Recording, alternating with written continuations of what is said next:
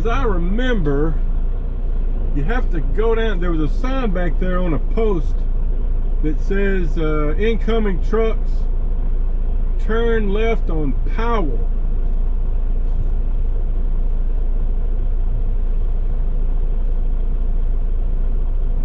Which I think is a block or two down the road, and then you have to kind of circle around to the left, and they had a little kiosk there with a computer in it where you check in, as I remember.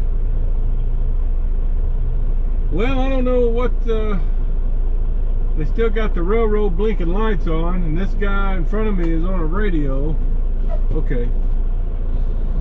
Oh, mercy. Let's get off. That's also the bad thing about camping out here at night. Lots of railroad traffic.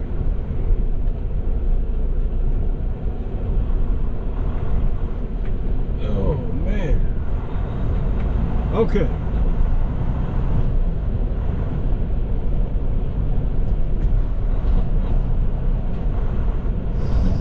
So I've got to go down one more block, and there's, yeah, where that white truck just turned left is where we're supposed to enter. It says all shipping and scrap trucks, turn left here on Powell. Because I remember coming here once and just trying to go into the holding lot and get checked in, and it didn't work.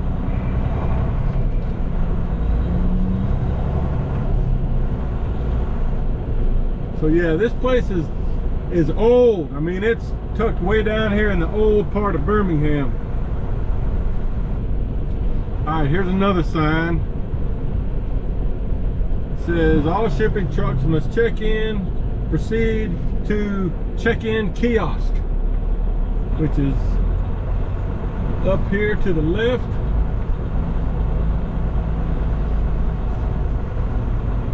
So I'm going to stop right here so I don't block this driveway and try to get checked in. Anyway, I finally got checked in, and it sent me a message to proceed to warehouse crane 1.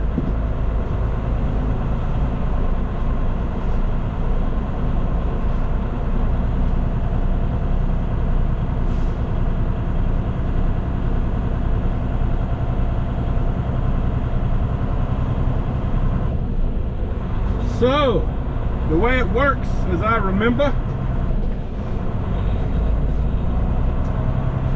is we got to go through this area here, because my appointment time is at 4 o'clock and it's 3:25 now. There was a couple of guys that checked in back there right in front of me, and I think they had later appointments, so they're holding in the lot back there. But since it told me to go ahead and proceed to crane 1, I'm going to come on through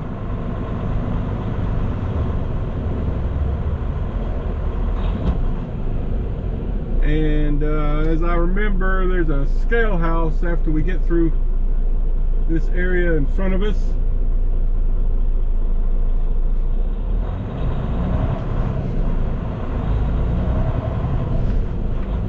You can see some of the products there on that truck.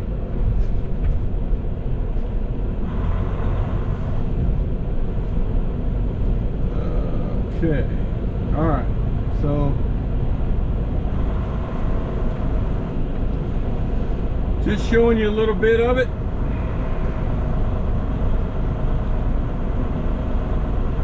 You see that red Mack truck up there on the exit scale. I've got to go in on the other side, get some paperwork. Let's see, no photo. It says no photo taking allowed, so I'm going to shut it off. Well, folks, I'm still here at CMC Steel in Birmingham, Alabama. I've been here for over 3 hours. Yeah, I'm backed up into the loading bay, and they've got all of my bundles. I may not be able to show you any of this, at least while they're loading, because they don't allow cameras. They got several signs around, but maybe when I get into the tarping station, I can at least show you what I have. But it's about 10 or 11 bundles of steel flats that are 20 feet long. And I tell you, you know, I've been to this place 3 or 4 times, and it's always slow. I mean, and I always have trouble checking in.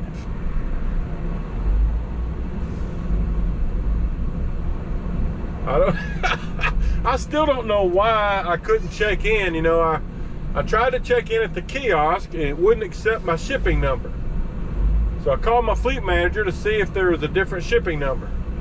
He checked, called me back about 10 minutes later. Said, no, that's supposed to, the number you have should work. So then I noticed they had an app. You could get an app on your phone. So I did that, and it worked.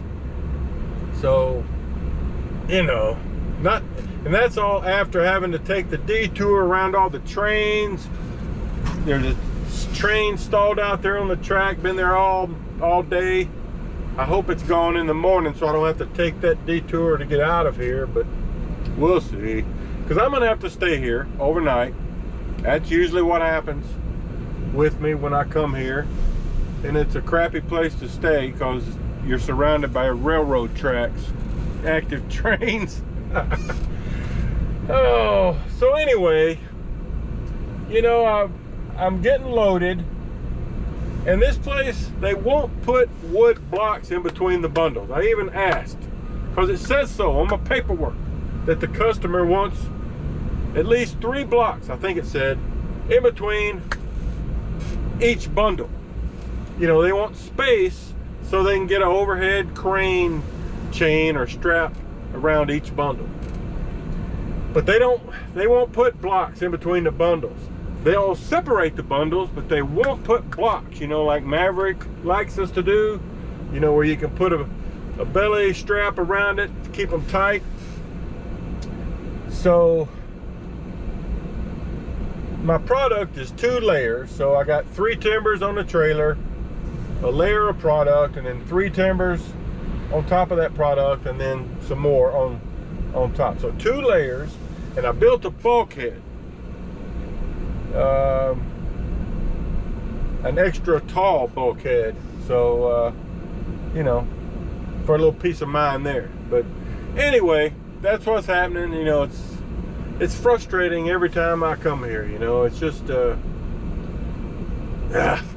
one of those places. So all right, well, I'll show you some more later. Okay guys, so I'm in the tarping station now, so let me show you what I got. You may not can see it very well, but what they do is after they load it, they cover it with plastic. And at least they use good plastic. That load of drywall product I had today, it was like paper towel thin. So I've got 2 layers here. I got 3 timbers on the bottom, 3 timbers on the top here, 2 layers of product. I built a bulkhead that supports most of the load, and I'm gonna put 6 securements over, because it weighs about 36,000 pounds. So 6 securements times 8,000 pounds a piece would get 48,000. So what I'm going to do is put a canvas tarp over this, you know, half, and then a canvas tarp over this half, and then I hope to cover it with 1 4-foot vinyl tarp. So we'll see how it goes. All right, that's it for now. Okay folks, as you can see, it's still raining. I just scaled out. I ran out of time a couple hours ago, so got myself on PC. I'm gonna just spend the night here, but to get around to the overnight parking area, you gotta drive around about 4 blocks. Boy, what a tough place to get loaded. For real. There was a very frustrated new driver for some other company. I don't even recall what company it was, but I only say this to let you know how some companies do business out there. But this guy, he said he had done flatbedding before, but this was like his first week out with this new company. And they don't use over-center binders, or a lot of people call them snap binders. All he had was ratchet binders, and he didn't know how to use them. So I had to spend a few minutes just helping him.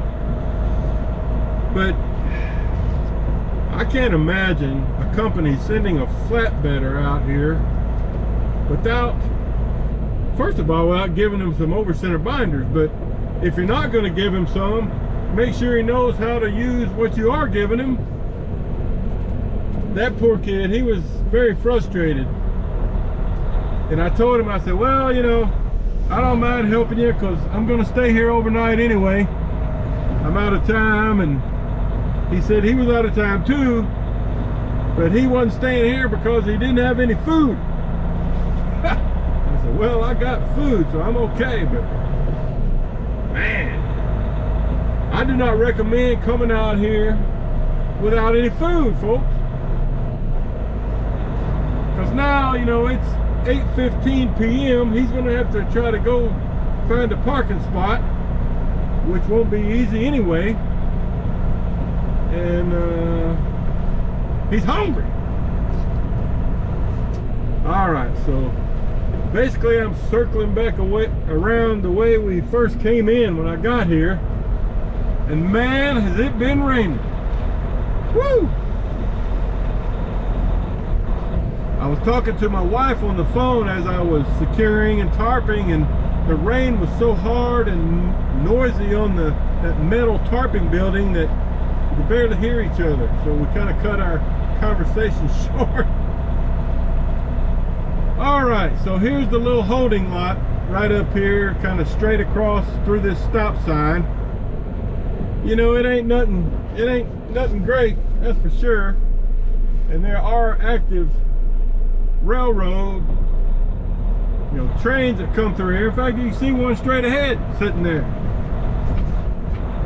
But there's a porta potty out there, there's a trash can. It's a place to park. In fact, there's another Maverick there, so I'm gonna, looks like the easiest spot for me to get to will be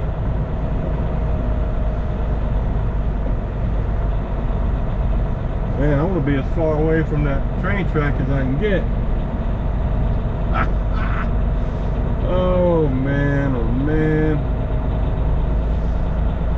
Well, I won't be able to get my clock back until approximately 4:30 a.m. So I won't be able to leave any earlier than that. Man, I'm just going to park in that. There's an empty spot beside there's a drop trailer back here. That's gonna be the easiest one for me to get to. So, all right guys, I'll see you tomorrow.